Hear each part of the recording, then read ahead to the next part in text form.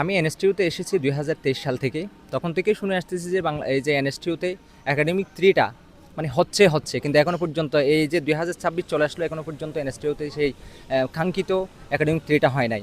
তো এই যে এই সময়ে এসে আমরা আশা করতে পারি যে একাডেমিক থ্রিটা হবে, এটার একটা কথা বা এভাবে দিয়েছে যে একাডেমিক থ্রিটা হবে। আমরা চাচ্ছি অধিকাংশ শিক্ষার্থী এনএসটিউর আমরা চাচ্ছি যে কাজটার স্বচ্ছতা বজায় থাকার জন্য এবং টাইমলি যেন কাজটা শেষ হয়। সেক্ষেত্রে আমরা চাচ্ছি যে কাজটা যেন সেনাবাহিনীর হাতেই থাকে। তো আমাদের প্রশাসনের কাছে আমার দাবি থাকবে কাজটা যেন সেনাবাহিনীর হাতেই দেয়, যাতে করে আমাদের কাঙ্ক্ষিত আশাটা পূর্ণ হয়। সেনাবাহিনীতে দেওয়া উচিত, কারণ এটা দিলে ওনারাই হচ্ছে অনেক ফার্স্ট এটা এক্সিকিউট করতে পারবে। প্লাস আমরা নিজেরা, আমি অ্যাজ এডুকেশনাল অ্যাডমিনিস্ট্রেশন স্টুডেন্ট, আমার এখানে ক্লাসরুম একটা আছে, বাট ওইটার মধ্যেও খুবই প্রবলেম হয়। তো এটা যদি অ্যাটলিস্ট এতটুকু কমপ্লিট করে দেওয়া যায় যেটা কিনা আমরা সুন্দরভাবে ক্লাসটা করতে পারবো, একটা সুন্দর লার্নিং এনভায়রনমেন্ট পাবো, ওটার জন্য করে দিতে পারলেও চলে। কিন্তু এই বিভিন্ন কারাপশন বা বিভিন্ন পলিটিক্যাল রিজনে আই থিঙ্ক অনেক রকমের রিজনস থাকতেই পারে, পলিটিক্যাল কারাপশন পারপোজেস, এগুলোর কারণে হয়তো এটা উঠতে পারতেছে না। আলটিমেটলি আমরাই ভুক্তভোগী হচ্ছে আর কি, এটা প্রবলেমের সম্মুখীন হচ্ছি।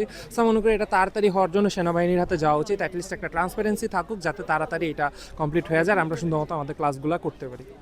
আসসালামু আলাইকুম।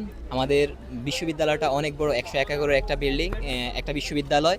এখানে হচ্ছে আমাদের মাত্র ক্লাস করার জন্য একাডেমিক ভবন মাত্র ২টা, আর আমরা বাকি ক্লাসগুলো আমাদের হচ্ছে অডিটোরিয়ামে করতে হয় অথবা লাইব্রেরি ভবনে করতে হয়। তো আমাদের হচ্ছে পর্যাপ্ত ক্লাসরুম নাই, যেহেতু আমাদের ক্লাসরুম সংকট, এই জন্য হচ্ছে আমাদের একাডেমিক ভবনটা খুব দ্রুত হওয়া খুবই জরুরি।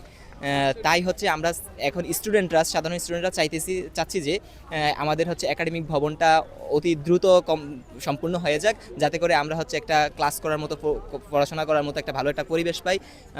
আর হচ্ছে রিসেন্টলি হচ্ছে ছাত্র শিবির একটা উদ্যোগ নিয়েছে গণস্বাক্ষর কর্মসূচি এবং তারা আজকে হচ্ছে একটা স্মারকলিপি জমা দিয়েছে প্রশাসনের কাছে। আমরা এটার সাথে ছাত্র শিবিরের সাথে একমত।